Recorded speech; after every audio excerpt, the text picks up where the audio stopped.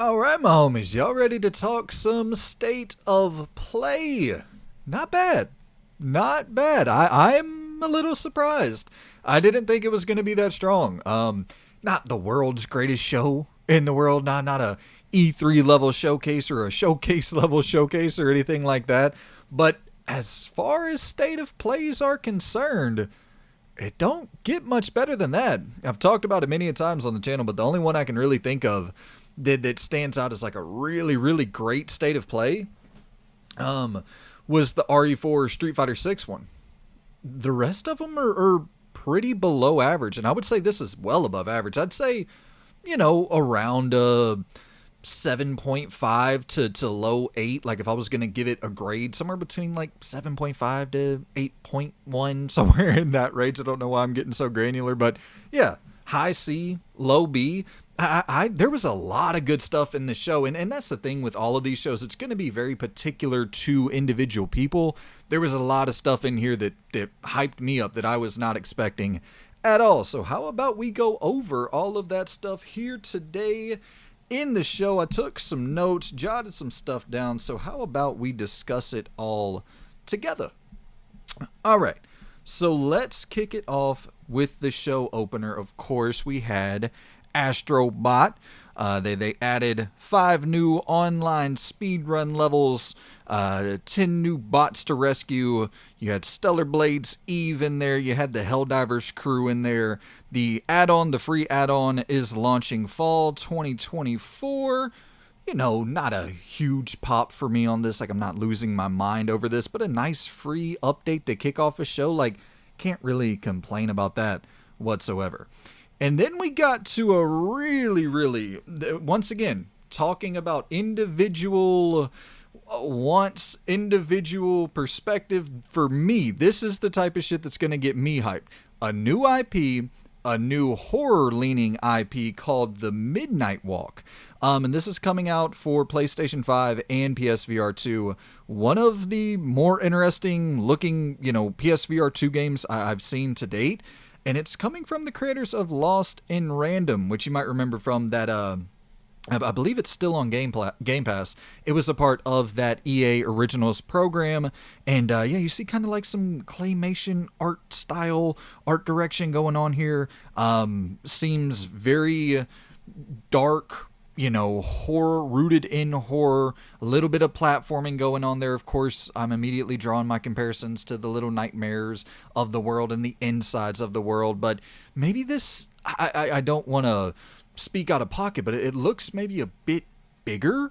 Overall, it felt like a fusion between a Psycho-Nazi vibe and also a Little Nightmares vibe, and yeah, dude, shout out The Midnight Walk. Very excited for this one. Next up, we got Hell Is Us. And this is, once again, leaning very much into the horror, but you had some melee action in there, very dark tones. The characters, I thought, looked good in the cinematics. They have Nacon publishing this thing, so there is a little bit of cash behind it. I'm guessing this is totally single player and narrative driven. Actually, I got the blog post link that I can pull up right now. Yeah, so I think it is a single player game from what I'm reading on the blog post here. This is interesting. With Hell Is Us, we decided to break away from conventional norms to offer something radically different. Unlike many modern games that guide players with detailed maps, quest markers, quest journals, and constant assistance, we've chosen to eliminate these traditional aids altogether.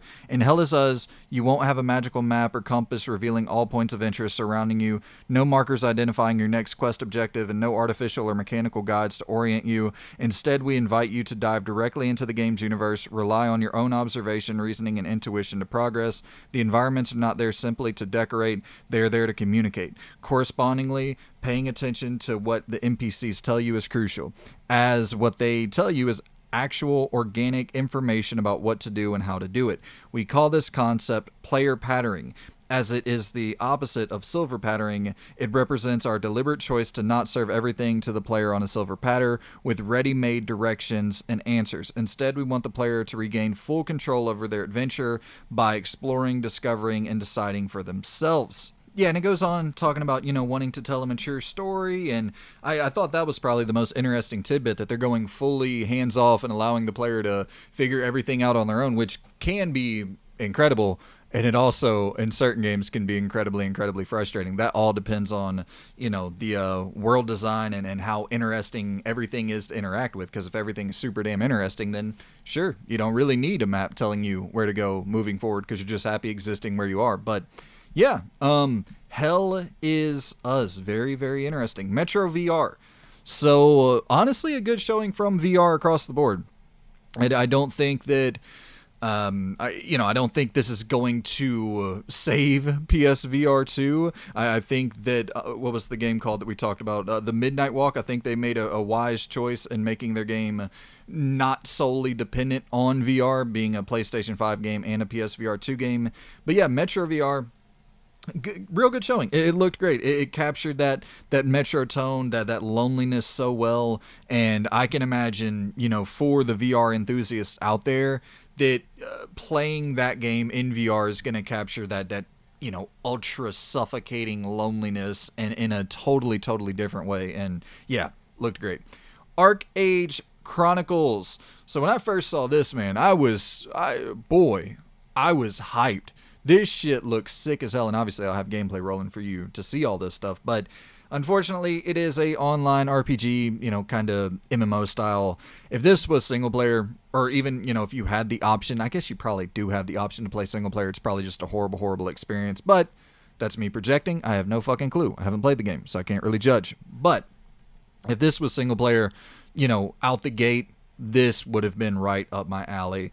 Looks very, very crunchy with the combat. You got these big ass brutes, and then you're throwing more agile characters in the mix, and then you're throwing characters who specialize in like long range combat into the mix. The environments look great. The cutscenes surprisingly looked really damn good, especially now knowing that it's an online, RPG MMO style game. You don't typically see high production value from those titles, but yeah, this is coming from Keiko.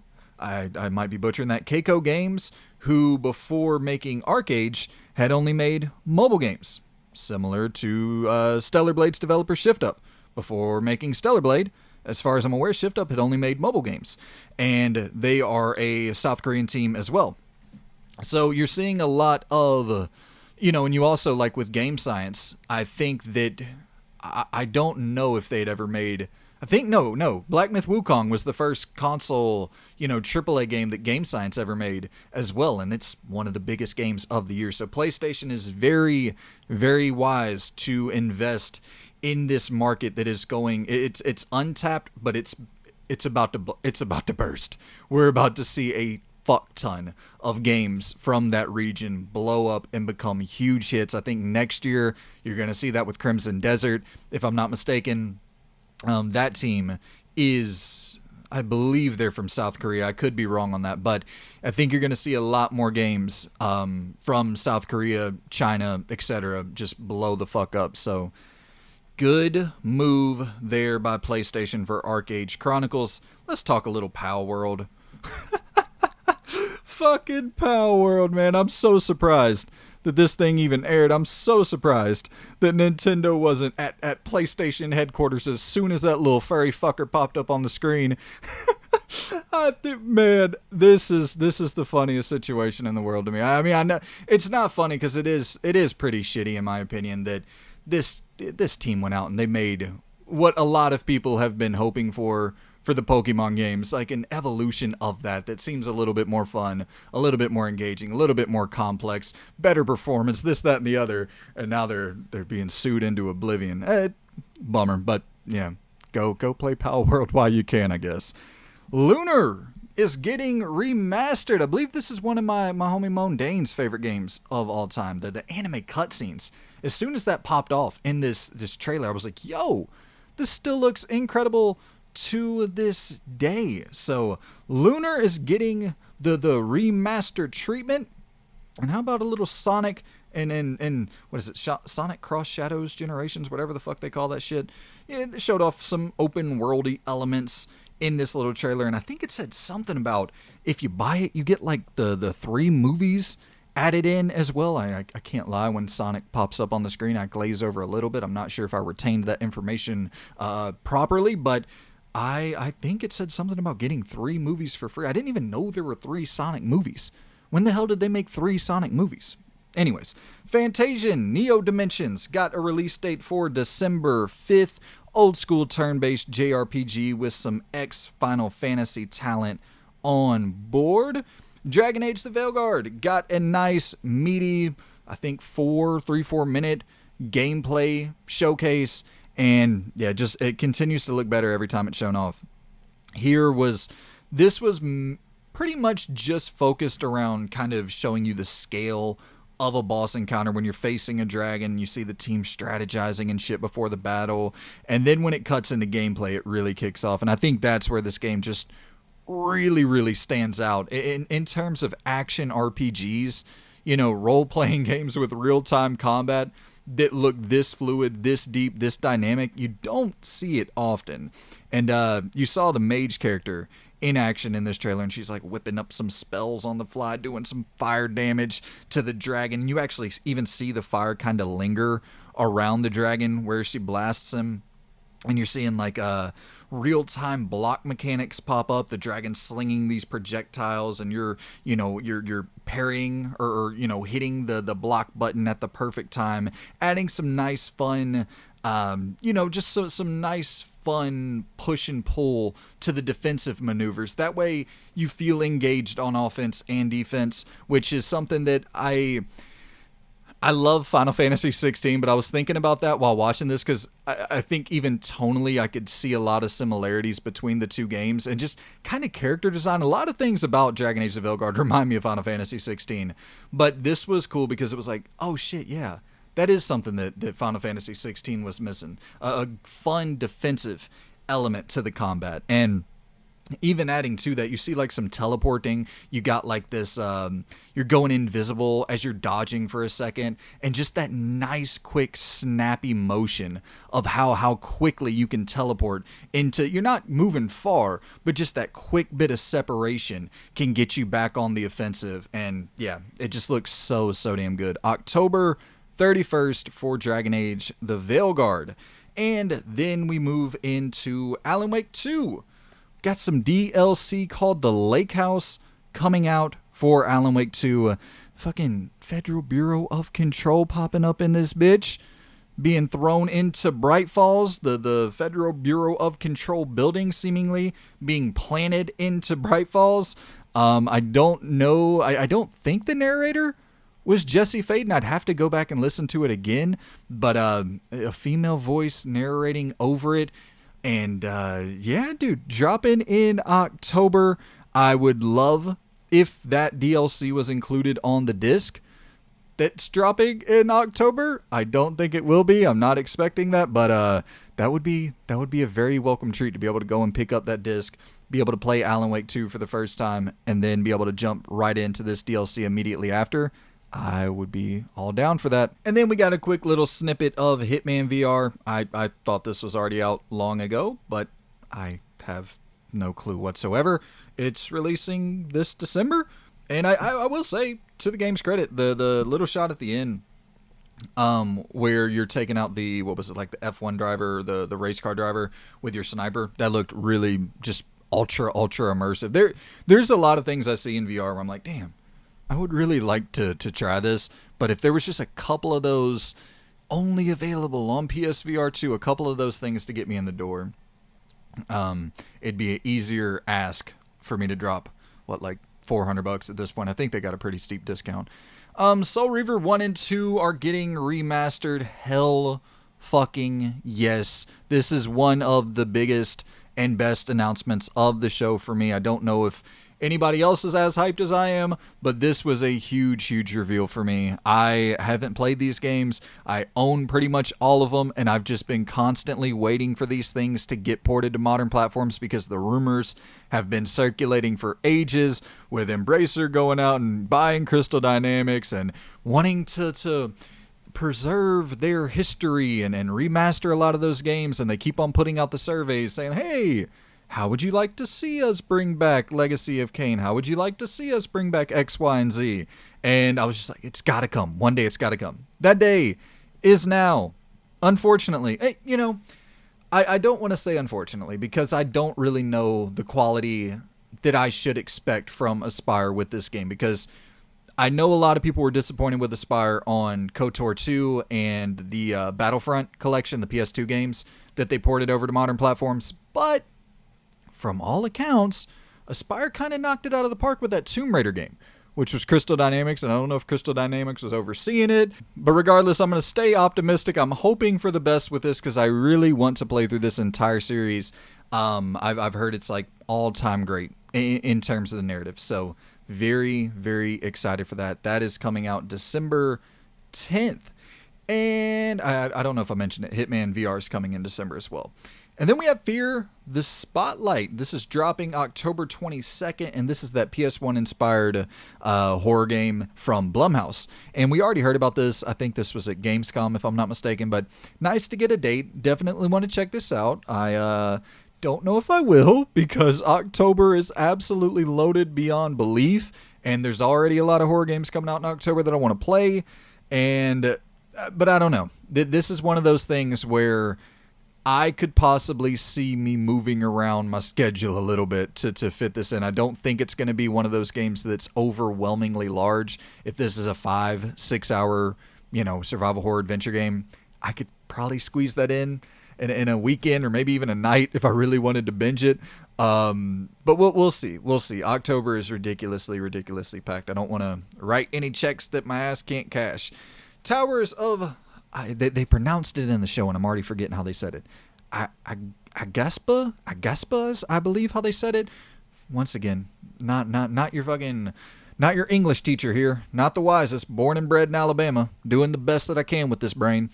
But yeah, I've been wondering about Towers of Agasaba or Agaspa, whatever the fuck.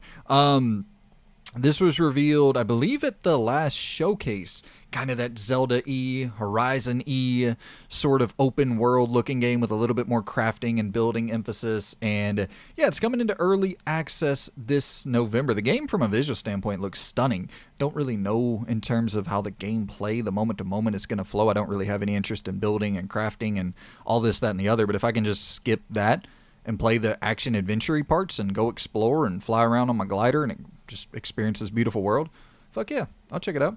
Dynasty Warriors Origins. So we've already seen this. We saw this at the last State of Play, but we did get a release date, so those are always meaningful updates. January 17th for Dynasty Warriors Origins, and I think this looked good. I think this looked pretty damn good. I think the first trailer we got was a little bit more, sizzle really. It didn't convey, at least from what I remember, what to really expect from the game. Obviously, we know what to expect from a Dynasty Warriors game, but I guess it didn't convey the scale and the upgrade that we're really getting here. This looks next gen. This looks like something that is fitting of that moniker of being called a truly next gen game, and I think it's only coming to current gen platforms, or yeah, it is current gen platforms, but as I'm referring to it here, I guess next gen platforms, PS5 and Series X PC. I don't think it's coming to last gen. So I think that when you see the level of detail, when you see all the characters on the screen, and then also when you see the emphasis on the story and how decent the characters look, and shit's like, okay, cool. So Omega Force is kind of putting some cash into this whole package of making this really pop and hopefully take off for them. I know the Dynasty Warriors games have always done well, but this feels like an even bigger budget attempt at getting that franchise off the ground. And we also saw some more Monster Hunter. So we've seen a lot of this. At this point, it looks great. I think almost every single trailer looks better and better, much brighter in this trailer than the previous ones. We see some daytime environments, see some exploration. I love that one shot where there's like, what is it, the mountain or whatever. It's like this fractured mountain and you topple it over onto the enemies. I love seeing that enemy versus environment sort of dynamic. I love how you can mess with the environment to mess with the enemy. And yeah, dude, looks a lot of good variety in this trailer. You see some air pirate action going on. And yeah, oh, we also got a fucking release date. Probably should have mentioned that up top. February 28th. For Monster Hunter Wilds, and I really feel for damn Avowed. This Avowed, remember, they were set to launch in 2024, but then they moved out of 2024 because 2024 was so packed and they wanted their own window in 2025, and then they put their game in February of 2025, and then Kingdom Come Deliverance a couple days later put their game in February 2025. And now, a couple months later, Monster Hunter Wilds put their game in February of 2025. So just across the board there, real bummer for Obsidian. I would probably recommend moving it again, but it's kind of that thing in 2025 when you look at that lineup. I don't know if you can move it anywhere and it's going to make much of a difference. It's just such a strong year for games. Then we got Horizon Lego. And I gotta be real with you guys, I had no interest in this game at all until I played a little game called Astrobot. And I won't really go into too much detail for those of you out there who are still playing through Astrobot. But yeah, I might be playing Horizon Lego. I might be playing Horizon Lego. I'll just say that. It's coming out November 14th. And hey, even before that, If you're not tired of Horizon yet, you got the Horizon Remaster coming out October 31st. I will say it's doing the $9.99 upgrade if you own the original, so that's not a bad look. I'm really hoping that Nixxes did the heavy lifting, with getting this available on PC, and Guerrilla was able to just kind of take that version and, able to make a pretty simple port to PS5 and then have a nice looking game available for your PS5 Pro, just something that's an easy marketing beat. I'm just hoping that a lot of that Guerrilla staff, I'm hoping that they didn't waste resources, like key resources, on Horizon Remastered. You know what I'm saying? That team, they have their plate full. There's a lot of shit going on in the Horizon universe, and I don't think they really need to be distracted with a Horizon Remaster. And next up, we had the Stellar Blade Nier crossover. This makes perfect sense. It is surprising, but at the same time, not really surprising at all. I know the Nier creator was praising Stellar Blade, talking about how good the combat was and just praising the game up and down. So this is really a feel good sort of moment to see the two games cross over. Stellar Blade obviously wears its inspiration for Nier on its sleeve, so yeah, nice little Nier Automata Stellar Blade crossover there. And now for, I think I already said this earlier, the biggest announcement of the show was probably the Legacy of Kain, but very close second for me, Dino Crisis is coming to PlayStation Plus Premium. I'm assuming you'll be able to buy this thing a la carte as well. And also, Blood Omen is arriving as well.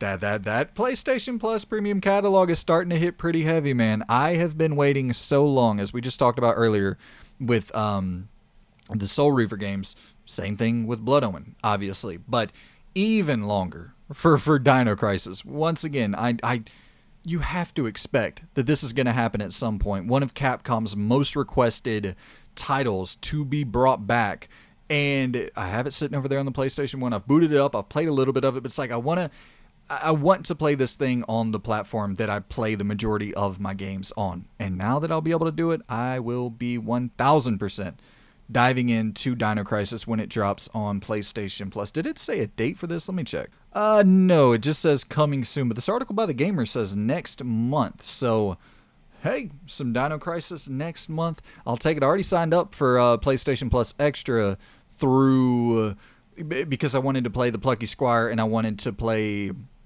Quidditch, the Harry Potter Quidditch game. So I wanted to play both of those, so I signed up for PlayStation Plus Extra. So now I'll just bump it up one more tier, grab Premium, probably a $5 upgrade, something like that. I'm not sure, but upgrade that and be able to play some Dino Crisis and Blood Omen. Shit, yeah, dude. Now, all right.